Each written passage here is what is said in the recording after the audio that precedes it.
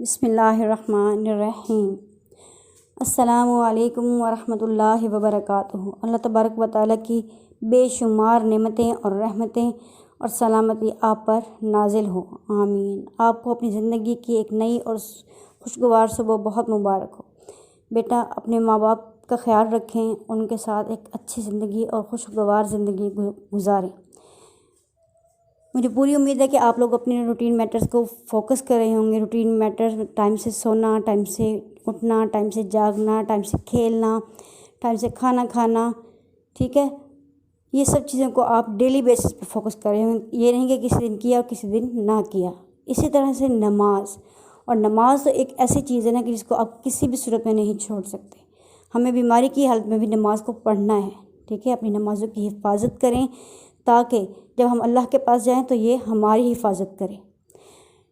बेटा, टाइम एक ऐसी चीज़ है जो एक दफ़ा चला गया तो बस चला गया, इसने वापस नहीं आना, ठीक है। इस टाइम को जो आपके पास है उससे फ़ायदा उठाएं।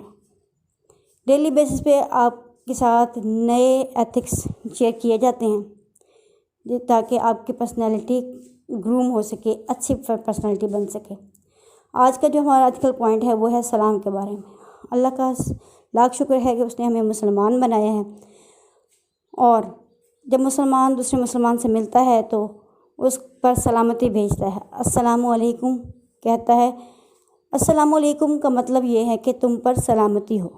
असल में सलाम का मतलब ये होता है कि तुम मेरे हाथ और ज़ुबान से महफूज रहो, यानी मेरी तरफ से तुम्हें कोई तकलीफ़ ना पहुँचे।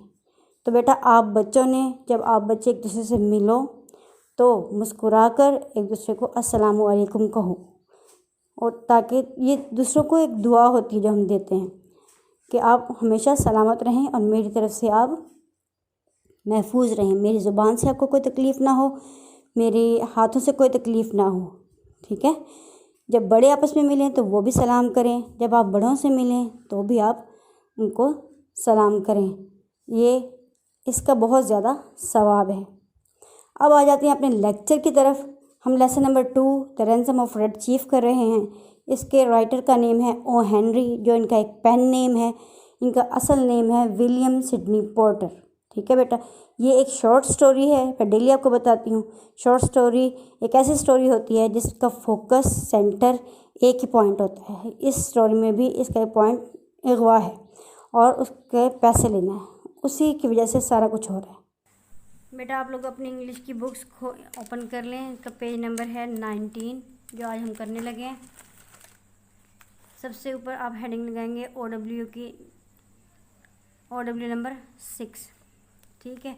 हम लोगों ने सबसे पहले किया था लेसन का इंट्रोडक्शन, राइटर का introduction, then page by page हम इसकी रीडिंग करते रहे हैं।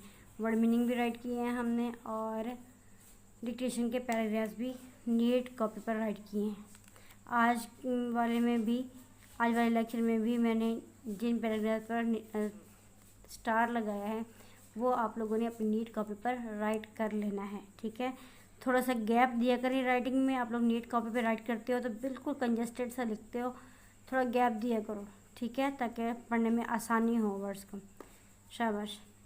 लेड पेंसिल ले लें और हर वर्ड के नीचे लेड पेंसिल रखें।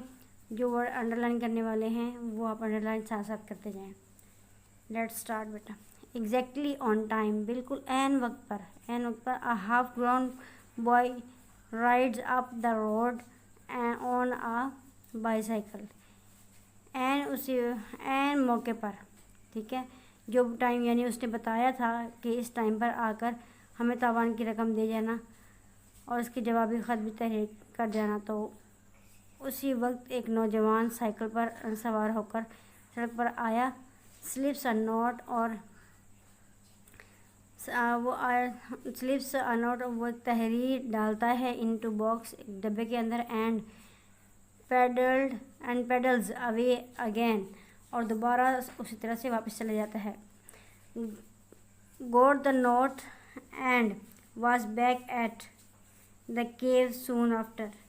मैंने वो तहरीर ली और इसके फ़ौरन बाद ही गार में वापस चला गया। बाय द लैंटर्न लालटेन के ज़रिए। लालटेन का मतलब होता है लालटेन। I read it to Bill, मैंने बिल को पढ़कर सुनाया। टू, अब क्या लिखा हुआ है जो इस लेटर के अंदर, वो ये है टू डेस्परेट मैन। डेस्परेट का मतलब होता है मायूस, दो मायूस आदमियों। जेंटलमैन, जनाब, आई रिसीव्ड योर लेटर, मैंने आपका ख़त, मुझे आपका ख़त मिला। I think the ransom you ask for the return of my son is little high, मेरा ख्याल है कि जो तावान की रकम आपने मेरे बच्चे के लिए मांगी है वो थोड़ी ज़्यादा है। आई हेयर बाय, मैं इसके ज़रिए make you a counter proposition.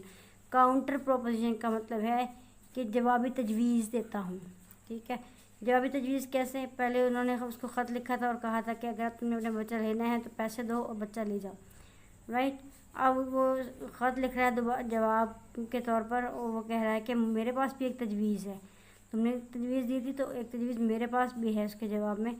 Which I am sure you will accept, जो मुझे यकीन है कि तुम ज़रूर कबूल कर लोगे। यू पे मी $250 इन कैश, तुम मुझे $250 नकद अदा करोगे। And I agree to take him off your hands, और फिर मैं तुम्हारे हाथों से उसको ले लूँगा। But bring him at midnight, लेकिन उसको आधी रात के वक्त लेके आना। सो दैट, ताकि the neighbours don't stop you, ताकि हमसाए तुम्हें मत रोके, यानी हमसाए भी उससे बहुत तंग थे। वेरी रिस्पेक्टफुली, बहुत ही इज़्ज़त और एहतराम के साथ, एवेंजर डॉर्सेट। चीक, मतलब ये उसने तंग होकर कहा कि क्या इतनी हिम्मत, बेइज्जत आदमी। ठीक है, ये एक एक्सप्रेशन है, द चीक, यानी इतनी हिम्मत उसकी। आई बिगेन, मैं शुरू हो गया, यानी मैंने बात करना शुरू कर दी, मैं बोलने लगा गुस्से से। बट आई ग्लैंस्ड, ग्लैंस का मतलब होता है नज़र डालना। एट बिल पर मैंने नज़र डाली। एंड हेजिटेटेड, और हिचकिचा गया, यानी उसने देखा बिल की तरफ लेकिन फिर दोबारा फ़ौरन ही नज़र वहाँ से हटा ली। His eyes were pleading with me, मेरी उसकी आंखें मुझसे इल्तिजा कर रही थी क्योंकि उसने मार जो इतनी खाई थी उस बच्चे से। सैम सेजी, वो कहता है Sam, we have got the money, पैसे तो हमारे पास हैं ना। The kid will send me crazy, ये बच्चा तो मुझे पागल कर देगा। I think mister Dorset is generous, generous का मतलब है फयाज, सखी, for making us such an offer, mister Dorset ने हमें ये ऑफ़र देकर अब बहुत ज़्यादा सखी होने का या फयाज होने का सबूत दिया है। डोंट लेट द चांस गो, अब मौके को हाथ से मत जाने दो। ऑनेस्टली बिल सेज आई, वाकई यही बात है बिल, मैंने कहा। He has got on my nerves too, उसने तो मेरे भी नाक में दम कर रखा है, मेरे भी हवासों पे सवार है वो। वी विल टेक डॉर्सेट्स ऑफ़र, हमें डॉर्सेट की ऑफ़र को मान लेना चाहिए। एंड मेक आवर गेटवे, हम उसकी ऑफ़र को मान लेते हैं और अपने रास्ते पर निकल जाते हैं। ठीक है, दैट नाइट, उस रात, we got him to go by saying that his father had bought a new toy for him, उस रात हम उसे अपने साथ ले गए ये कहकर कि तुम्हारे बाप ने तुम्हारे लिए एक नया खिलौना ख़रीदा है। And we were going to play with the new toys the next day, और हम अगले दिन उसके साथ, उस खिलौने के साथ खेलने के लिए आएंगे। ठीक है जी। Just at the moment, and उसी लम्हे, when I should have been collecting ransom, and उसी वक्त जब मुझे तावान की रकम लेनी चाहिए थी। Bill was giving $250 to Dorset, Bill जो था वो $250 डॉर्सेट को दे रहा था, यानी लेना तो हमने था लेकिन देना हमें पड़ा। When the kid found out we were going to leave him, जब हमें बच्चा मिला, we were going to leave him, तो हम जब उसको देने के लिए जा रहे थे, he fastened himself as tight as a leech to Bill's leg, तो उसने ख़ुद को बिल की, लीच कहते हैं जोंक को, बिल की टांगों से बिल्कुल जोंक की तरह चिपटा लिया। ठीक है, चिमट गया उसकी टांगों के साथ अच्छे तरीके से। His father pleaded him away, उसके फादर प्लीड का मतलब है खींच कर लगा लेना। हाँ, उसके बाप ने उसको खींच कर अलहदा किया। How long can you hold him, तुम उसे कितनी देर तक पकड़ सकते हो? आस्क बिल ने कहा। I am not as strong as I used to be, मैं अब उतना तो ताकतवर नहीं रहा जितना पहले था। सेज ओल्ड डॉर्सेट कहता है। But I think I can promise you 10 minutes, लेकिन मैं तुमसे 10 मिनट का वादा कर सकता हूँ। अब बिल, उसके बाप ने इसको टांगों से अलहदा कर लिया है और अब बिल पूछा कि तुम इसको कितनी देर तक पकड़ सकते हो। तो उसके बाप ने कहा है कि मैं बूढ़ा हो गया हूँ, तो मैं सिर्फ 10 मिनट के लिए तुमसे वादा कर सकता हूँ कि मैं 10 मिनट तक इसको कब कर लूँगा। इनफ, बस ठीक है। सेज बिल ने कहा। आई इन 10 मिनट्स, उन 10 मिनट में तो I shall cross the country, मैं मुल्क भी पार कर जाऊँगा। And be over the Canadian border, और बॉर्डर कहते हैं सरहद को, मैं कनाडा की सरहद पर पहुंच जाऊंगा। And as dark as it was, जो ही अंधेरा होता गया। And as fat as Bill, जितना बिल मोटा था।